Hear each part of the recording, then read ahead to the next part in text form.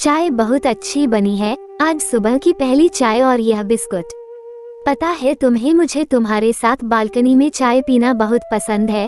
मेरे मन के हर कोने में ताजगी भर जाती है।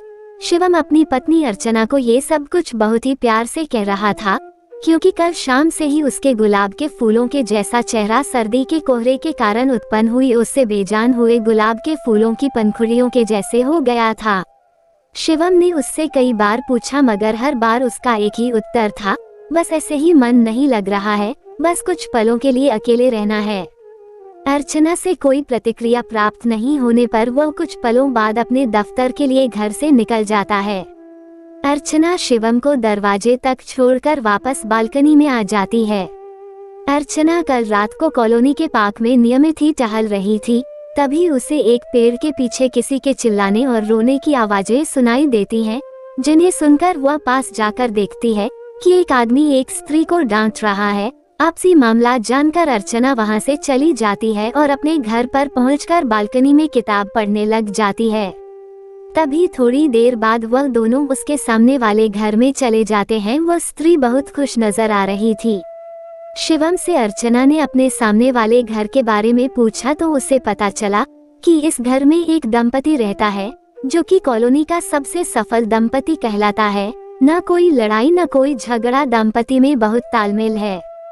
शिवम अर्चना को चिढ़ाते हुए कहता है, उसकी मांग में सिंदूर बहुत बड़ा रहता है और एक तुम्हारा इतना सा सिंदूर रहता है, वो भी अदृश्य अवस्था में। मुझे तो अब जलन होने लगी है। अर्चना सोच में पड़ जाती है, क्या गुजरती होगी उस पर। वो कुछ दिनों तक ये सब कुछ देखती है और फिर एक दिन उससे मित्रता कर लेती है। उसका परिचय पूछने पर वो अपना नाम मालती बताती है और अपने पति का नाम धीरज, जो कि एक प्राइवेट बैंक में मैनेजर का काम करते हैं। अर्चना उसके दिल को ढूंढने की कोशिश करती है कि क्या कभी इस दिल में दर्द नहीं उठता, क्या कभी उसका मन विरोध नहीं करता, क्या वह इन सब चीजों से आजाद नहीं होना चाहती। अर्चना उसे बहुत बार अपने घर पर बुलाती, कभी शाम की चाय तो कभी घर पर पूजा के लिए, कभी बाजार जाने के लिए, मगर वो हर बार टाल देती कि उसके पति को अच्छा नहीं लगेगा, उन्होंने मना कर दिया है, उनसे पूछकर बताती हूँ। अर्चना जब भी मालती को देखती तो वो दुखी होने लग जाती और सोचने लग जाती कि वो मालती की मदद कैसे करे, क्योंकि धीरज का व्यवहार भले ही कॉलोनी और दुनिया की नजरों में मालती के लिए अच्छा हो, मगर वास्तविकता में घर के अंदर मालती सिर्फ उसकी गुलाम है। उसको जैसा उसके साथ व्यवहार सही लगता है वो करता है, बिना कुछ सोचे समझे।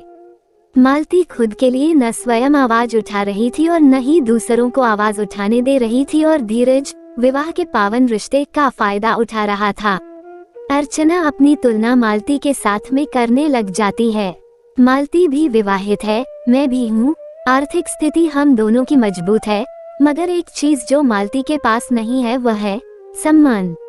अपने मन में आ रहे इन सभी सवालों के जवाब अभी अर्चना ढूंढ ही रही थी कि दरवाजे पर घंटी बजती है। अर्चना दरवाजा खोलती है, उसे कॉलोनी के चौकीदार श्रीनिवास जी नमस्ते करते हैं और एक सूचना पत्र देते हैं, जिसको पढ़कर अर्चना समझ जाती है कि कॉलोनी में नवरात्रि के पावन अवसर पर सिंदूर खेला कार्यक्रम किया जा रहा है। अर्चना सूचना पत्र में मालती के दस्तखत को भी देखती है और एक मौका समझकर अपने दस्तखत भी कर देती है। वो फिर इस पावन अवसर पर मालती की सहायता करने के लिए योजना बनाने लग जाती है, मगर तभी उसे कुछ आवाजें आना शुरू हो जाती हैं, जिसको सुनकर वह बालकनी में जाकर देखती है तो उसे समझने में देर नहीं लगती कि यह रोने की आवाज किसी और की नहीं बल्कि मालती की है। तभी उसे बालकनी में धीरज कुछ पेपर्स पर दस्तखत करता हुआ दिखाई देता है। कुछ ही पलों के बाद धीरज मालती से कहता है, इस नवरात्रि के बाद तुम्हारा और मेरा रिश्ता खत्म, और तुम्हें अब अपनी मांग में मेरे नाम का ये सिंदूर लगाने की भी अब कोई जरूरत नहीं है।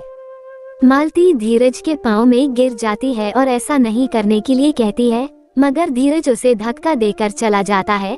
मालती वहीं जमीन पर गिरे हुए ही रोने लगती है। 3 दिन बाद नवरात्रि का पावन त्योहार शुरू हो जाता है। हर दिन कोई प्रतियोगिता, कोई नई रस्म का कार्यक्रम होने लगता है।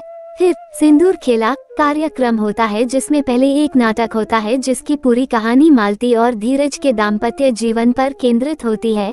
मालती और धीरज दोनों ये देखकर डर जाते हैं तभी अर्चना मंच पर मालती को एक प्यारा भाषण सिंदूर पर देने के लिए बुलाती है। मालती कुछ बोल नहीं पाती है। तभी अर्चना मालती के कंधे पर हाथ रखकर कहती है, डरो मत। मालती 2 शब्द बोलने के बाद चुपचाप अपनी सीट पर जाकर बैठ जाती है। अर्चना समझ जाती है समाज का डर और उसके पति की धमकियों के कारण उसके शब्दों ने अपनी ताकत खो दी है। अर्चना अपना भाषण देना शुरू कर देती है। नवरात्रि का ये पावन त्योहार हमें माता के प्रति अपनी भक्ति दिखाने और स्वयं में उनका अंश मानने का एक सुनहरा अवसर प्रदान करता है। ये सिंदूर खेला का कार्यक्रम सिर्फ हमारे सजने का ही नहीं बल्कि यह याद रखने का भी है कि हमारी मांग की यह सिंदूर रेखा हमारे दाम्पत्य जीवन और आत्म सम्मान की रेखा है। जब हमारे पति इसमें अपनी माता के आशीर्वाद का सिंदूर अपने हाथों से भरते हैं तो यह समर्पण का प्रतीक होता है, न केवल शारीरिक स्तर पर बल्कि आत्माओं के स्तर पर।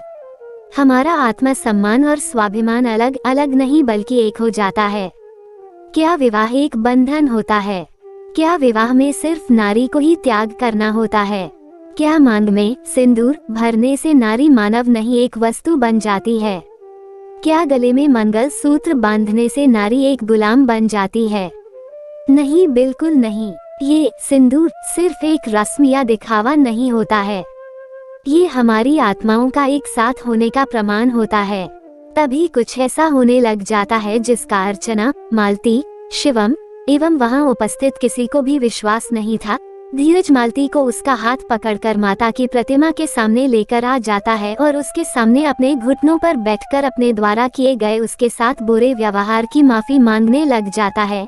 धीरज की आंखों में आंसू आ जाते हैं। वह स्वयं को अपराधी मानकर अपनी गलतियों को सुधारने का एक मौका मालती से मांगने लग जाता है। मालती धीरज को अपने हाथों से उठाती है और रोने लग जाती है। दोनों फिर एक दूसरे के गले लग जाते हैं। मालती धीरज को उसके द्वारा किए गए अपराध की माफी दे देती है। ये सब कुछ वहां उपस्थित कोई भी समझ नहीं पाता मगर धीरज, मालती और अर्चना सब कुछ समझ जाते हैं। यह उनकी आंखों की चमक एवं उनके आंसू साफ साफ बता रहे थे। इससे पहले कोई और कुछ समझ पाता। अर्चना ने दोनों को नीचे आने का इशारा कर दिया। सिंदूर खेला कार्यक्रम में अब सभी पतियों को अपनी अपनी पत्नियों की मांग में माता रानी के आशीर्वाद स्वरूप सिंदूर को भरना था। इसलिए सभी ने ये रस्म बहुत अच्छे से निभाई। मालती की मांग का सिंदूर आज बहुत निखार ला रहा था क्योंकि आज पहली बार धीरज ने मालती की मांग में सिंदूर अपने पति ही नहीं बल्कि एक जीवन साथी और एक प्रेमी के रूप में लगाया था। मालती आज सच्चे और सही शब्दों में धीरज की प्रेमिका और जीवन साथी बनी थी। मालती आज अंदर से खुश थी। मालती को खुश देखकर अर्चना बहुत खुश होती है। वह माता रानी का धन्यवाद करती है कि उन्होंने उसे शक्ति दी, अपना साथ एवं आशीर्वाद दिया जिसके कारण उसने आज मालती की मांग का सिंदूर बचा लिया, एक दाम्पत्य जीवन को टूटने से भी बचा लिया। उसे अपने नारी होने पर बहुत ही गर्व हो रहा था। तभी सिंदूर को हाथ में लिए शिवम आता है। अर्चना उसे अपनी मांग की सिंदूर रेखा में सिंदूर भरने की इजाजत दे देती है। शिवम अर्चना की मांग में सिंदूर भर देता है।